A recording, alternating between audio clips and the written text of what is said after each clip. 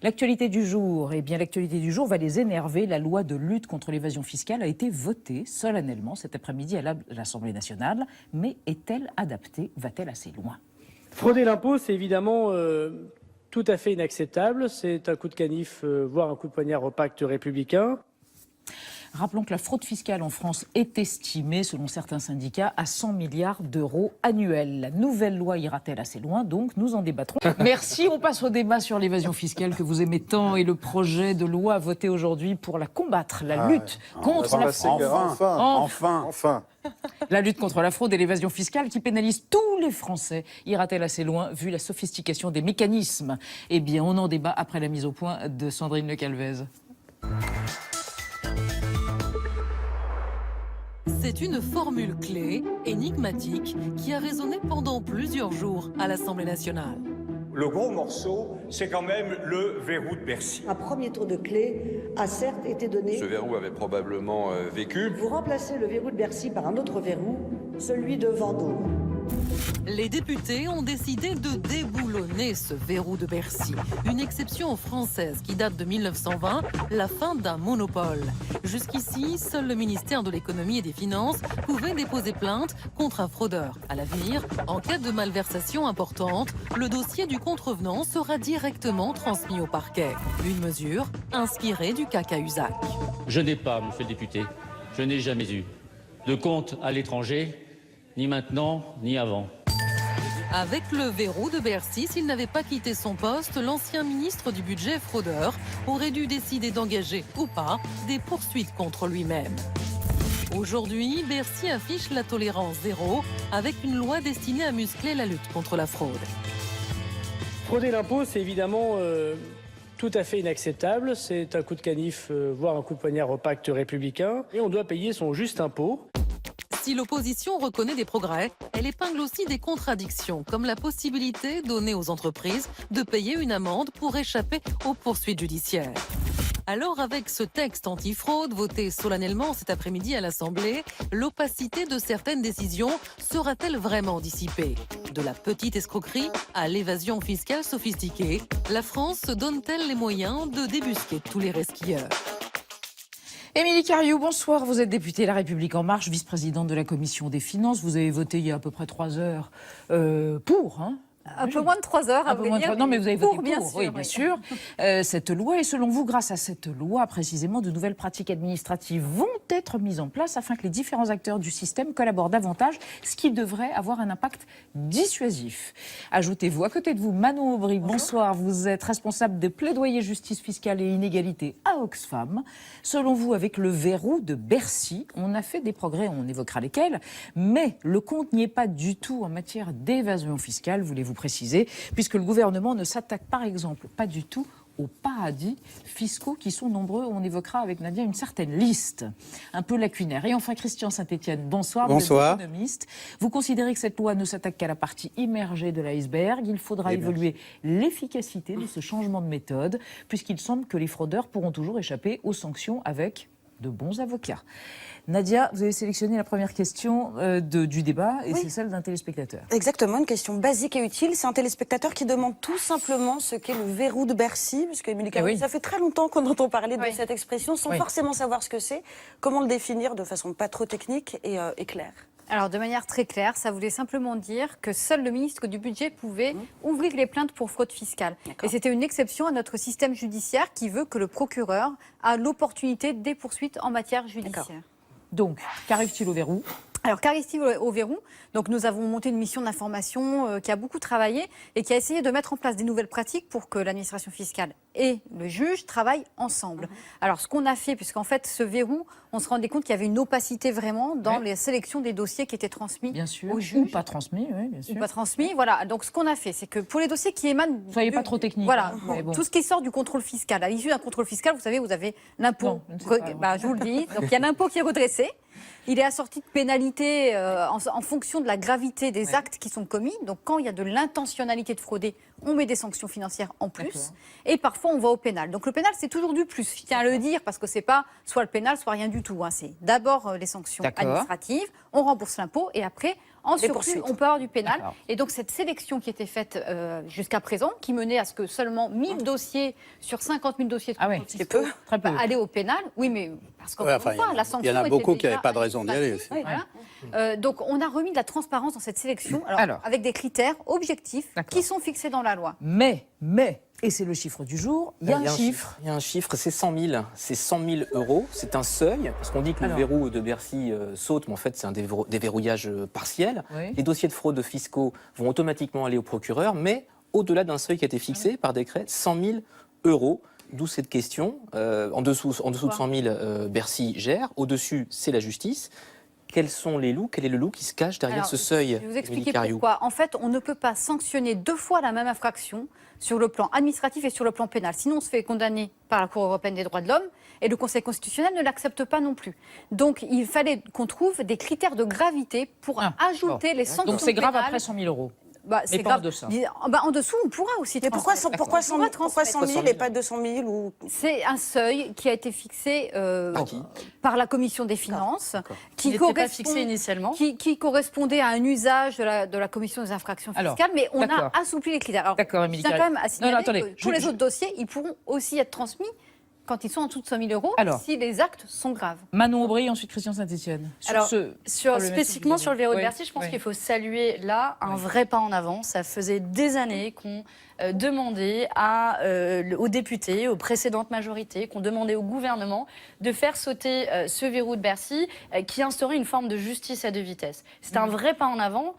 Les critères ne sont pas tout à fait ceux initialement envisagés. Ça fera un plus petit nombre de dossiers, mais ça permettra quand même aux cas les plus graves de passer devant un juge et potentiellement d'être condamné. Donc il faut saluer un pas en avant. Mais sur votre question, là où se trouve le loup, pour nous, le loup, il se trouve ailleurs. Il ne se trouve pas forcément sur les critères qui sont certes pas parfaits, mais il se trouve davantage sur la mise en place de ce qui est appelé dans la loi la convention judiciaire d'intérêt public. C'est une nouvelle procédure judiciaire qui est instaurée pour la fraude fiscale, qui existe à l'heure actuelle uniquement pour la corruption depuis à peine quelques années, et qui instaure une nouvelle forme de justice dérogatoire pour les entreprises uniquement, qui pourront négocier, passer une transaction... Payer à l'amiable. Voilà, se mettre d'accord avec le juge, c'est quand même validé par un juge, mais il n'y a pas de reconnaissance de culpabilité. Donc il y a une forme de paradoxe à assouplir le verrou de Bercy d'un côté pour davantage pénaliser la fraude fiscale, créer des dérogations, et de l'autre, créer une nouvelle forme de justice dérogatoire. Alors, le loup, je pense, se trouve davantage. On y reviendra sûrement, mais bien votre le loup. sentiment, Christian Saint-Etienne, sur ce verrou rapidement. Oui. Et puis aussi, combien coûte la fraude fiscale? Alors, c'est 2 choses différentes. Oui. D'abord, ce verrou existait depuis 1920. Il avait été maintenu par tous les gouvernements de droite et de gauche, donc il ne devait pas être aussi monstrueux que ça. Je ne le défends pas, mais je dis simplement qu'il faut bien mesurer la réalité du progrès qui est accompli, qui n'est pas aussi colossal que ce qu'on imagine. Donc, deuxièmement, il y a sous-jacent à cela l'idée que l'administration fiscale, c'était forcément des gens pas très nets qui négociaient de façon pas très nette. Il n'y a pas de raison de penser que les fonctionnaires de Bercy sont nécessairement plus mauvais que les procureurs qui vont décider, sachant que les procureurs pourront poursuivre ou ne pas poursuivre. On leur transmet simplement le dossier et ils pourront décider de poursuivre ou ne pas poursuivre. Donc c'est un progrès, mais je pense que le plus important, c'est effectivement de s'intéresser aux vraies fraudes absolument massives en Europe, qui sont notamment les carrousels de TVA, qui sont organisés par l'organisation fiscale européenne. Et le deuxième problème fiscal absolument majeur en Europe, c'est bien sûr la concurrence fiscale entre les pays européens qui a été initiée par la Grande-Bretagne, puisque c'est depuis le traité de Maastricht qu'il y a concurrence fiscale entre les États. Donc c'est une pointe d'épingle dans un contexte général, et j'attends la prochaine étape, c'est qu'il y ait vraiment un coup de force au niveau européen. Par exemple, il est inadmissible qu'il y ait des pays qui ont des taux d'imposition sur les sociétés qui permettent à certaines sociétés de s'installer en Irlande et de ne pas payer d'impôts, ou les reconnaître comme des paradis fiscaux, par exemple. Voilà, ça serait une bonne chose. Donc il y a au moins 4 ou 5 paradis fiscaux en Europe, et ça, c'est des problèmes absolument... Alors, je ne dis pas qu'il faut minimiser l'avancée sur le verrou, mais il ne faut pas non plus que ça cache les problèmes absolument majeurs qui sont derrière. Alors, on finit autour de ce verrou avec une évocation louangeuse de la Don Quichotte du verrou de Bercy. En tout cas, c'est comme ça que la voit Thibault Nolte. Elle s'appelle Laurence Wiśniewski. Regardez. Ils ont fait preuve d'engagement et méritent bien quelques encouragements. Si le verrou de Bercy est en partie supprimé, une ancienne magistrate l'a souvent brocardé comme une anomalie judiciaire. Alors faut-il normaliser Laurence Vichnievsky? Laurence Vichnievsky est une ancienne juge d'instruction, présidente de tribunal et avocate générale, passée à la politique en 2010. Députée MoDem depuis juin 2017, elle ne cesse de casser du sucre sur le fameux verrou de Bercy, une atteinte à la séparation des pouvoirs. Le pouvoir politique ne doit pas rendre la justice, sinon il punit ses ennemis et il gracie ses amis. Mais évidemment, ce qui serait idiot, ce serait de punir nos amis et de gracier nos ennemis. Non? Le verrou de Bercy, c'est un député PCF qui l'explique le mieux. Ministre du budget, Cahuzac était le seul à pouvoir porter plainte contre lui-même. Mais celle qui en mesure toute la perfidie, c'est l'ex du pôle financier du tribunal de Paris, experte en dossiers vaseux. Donc ici, c'est la pièce affaires sensibles, 50 mètres carrés des pires malversations. Et là, c'est quoi? Là, c'est la pièce Charles Pasqua. Alors, évidemment, il n'y a pas tout, hein. Le reste est dans un hangar, un ancien Auchan. Lolo croule sous les trophées de chasse judiciaire. Elle a éviscéré les vilains des affaires Elf, Dumas, Frégate de Taïwan. Alfred Sirvin, Roland Dumas, Loïc Le Floch-Prigent, Christine de Viejoncourt sont le purin de la République. Les synonymes de prévarication. De centre-gauche, Lolo a signé chez ELV, puis Bayrou. Appelé à voter Hollande, rejoint la liste de Laurent Wauquiez au régional, était investi par La République En Marche aux législatives. Une indétermination politique inverse de sa détermination légaliste. Mais pas du tout, c'est à 360 degrés du contraire de l'inverse. Un petit verrou humain, sans clé, de ceux qui ne sont pas faits pour être forcés. Merci Thibault Nolte. Yael. Elisabeth, c'est super difficile de faire société, d'avoir un pacte républicain s'il n'y a pas de consentement à l'impôt. Et combien perd-on chaque année? C'est la question. Nous, chaque citoyen, il y a les honnêtes et les malhonnêtes. Les malhonnêtes se font payer par les honnêtes gens, on va dire ça. C'est ça le problème de la fraude fiscale. À combien l'évalue-t-on? On dit 100 milliards d'euros selon certains syndicats à Bercy. C'est extrêmement flou. On n'a pas de chiffres, en fait. Ça paraît fou. On a une administration, Bercy, quand même, en France, des fonctionnaires, hauts fonctionnaires. On ne sait pas dire combien on perd. Par nature, oui. Oui, mais nos pays voisins européens ont des systèmes de calcul. Il y a de la fraude et très il y a 100 milliards quand même. 100 milliards. Non, mais quand on cite 100 milliards, à mon sens, c'est qu'on met aussi de l'optimisation fiscale. Et donc, on a tous les sujets derrière des paradis fiscaux qui ont été évoqués, sur lesquels... Alors, il ne faut pas voir ce projet de loi comme l'alpha et l'oméga de la lutte contre l'optimisation fiscale. Parce qu'on a mis déjà des choses sur les paradis fiscaux qui sont très parcellaires parce que c'est ce qui émane des listes européennes qui ont été adoptées à l'automne dernier. On a demandé à ce qu'on les prenne en droit français, on les prend, on va pas s'en priver. Cela étant, bien évidemment, on a une liste grise des paradis fiscaux qui est en surveillance à Bruxelles, sur laquelle nous, parlementaires, nous avons mis une clause de revoyure pour la revoir l'année prochaine, pour voir si ces États ont tenu un certain nombre d'engagements. Il y a des doutes pour qu'il y ait vraiment une avancée. Alors là-dedans, on trouve les Bermudes, on trouve tous les paradis fiscaux qu'on connaît. Donc cette lutte contre les paradis fiscaux, elle se mènera au niveau international. Ça serait bien de mettre Luxembourg, Malte... De quoi parle-t-on quand on parle de la liste de paradis fiscaux?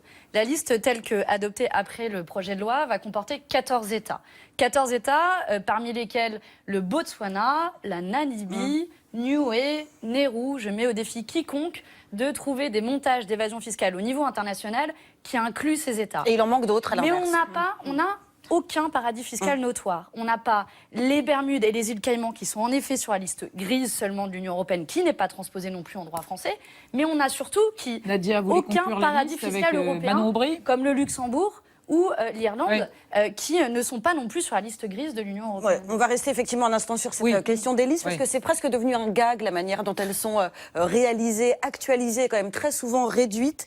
Par exemple, la liste noire des paradis fiscaux de l'OCDE, elle comporte, comme c'est Trinidad et Tobago. Puis en France, c'est quand même pas beaucoup mieux. On se souvient tous de la déclaration tonitruante de Nicolas Sarkozy en 2009. Les paradis fiscaux, c'est fini. Et c'est tellement fini qu'il y a eu l'affaire Cahuzac, les LuxLeaks, les SwissLeaks, les Panama Papers, les Dubai Papers, donc tous ces scandales qui ont été révélés par la presse et qui ont pointé l'opacité de certains États. Et la liste française, parce qu'on a une des paradis fiscaux, c'est un remake de Par où t'es rentré, on t'a pas vu sortir, parce qu'il y a des apparitions, des disparitions, on comprend pas très bien pourquoi.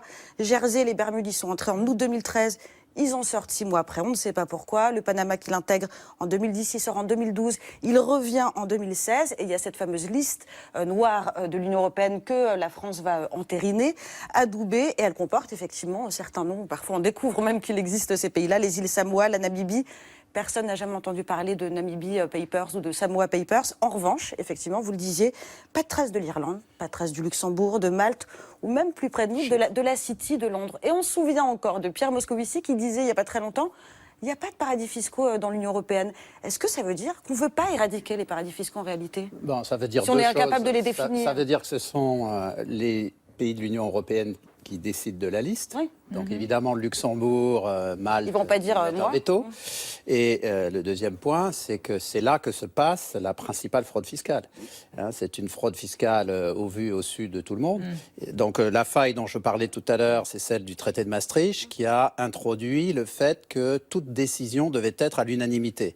Ce qui permet à 5 micro-États, par exemple, Luxembourg, Malte, Chypre, ainsi de suite, 5 micro-États qui font moins de 5 millions d'habitants, de bloquer la mise en place d'une taxe sur les GAFAM. Pourquoi? Parce que les GAFAM s'installent chez eux. Et, donc les GAFAM, c'est les grandes entreprises. Voilà. Oui, Google, Apple, et donc Facebook, ça, c'est la principale fraude fiscale. Mais juste pour terminer, vous posiez la question du montant. Oui. C'est de l'ordre de 20 milliards au minimum sur la TVA, de l'ordre de 5 à 10 milliards sur l'impôt sur le revenu, peut-être 5-10 sur l'impôt sur les sociétés. On est entre 35 et 50 sur des recettes fiscales qui sont de l'ordre de 1100 milliards. Donc on est de l'ordre de 3 à 5%, mais c'est quand même 3 à 5%. Chaque année, on perd 3 à 5% de dépenses qui pourraient servir aux services publics, à l'école, aux hôpitaux. Mais ceci étant, si on ne ramène pas à l'ensemble des recettes fiscales, mais uniquement à l'impôt sur le revenu, c'est de l'ordre de la moitié de l'impôt sur le revenu. Et puis ça fragilise principalement le consentement à l'impôt. Pour finir bien sûr, sur la question ceux qui sont honnêtes et qui payent pour ceux qui ne payent pas. Pour finir sur la question des paradis fiscaux, est-ce que j'ai envie de laisser les gens qui nous regardent sur un message d'espoir? Oui, en effet, c'est difficile de prendre des décisions à l'échelle européenne sur les questions fiscales à cause de la règle de l'unanimité.